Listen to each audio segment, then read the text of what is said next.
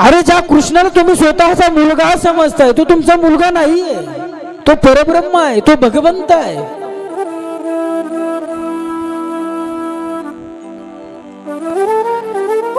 अरे तुम्ही त्याच्या आसक्तीमध्ये जे गुंतून बसलायत ना, त्या आसक्ती सोडा.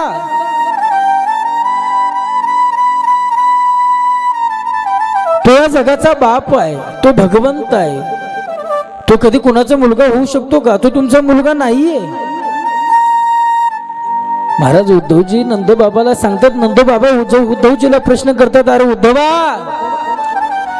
अरे तू कृष्णाचा मित्र म्हणून तुला सांगतो, अरे तू म्हणतो ना कृष्ण कुणाचा मुलगा होऊ शकत नाही, कृष्ण परब्रह्म आहे, अरे कृष्ण देव आहे. अरे उद्धव, जर भगवंत असताना तू आतापर्यंत कुठं बघितलं का रे? कृष्ण जेवणाच्या योगासाठी रडायचा. भगवंत कधी उपाशी राहू शकतो का?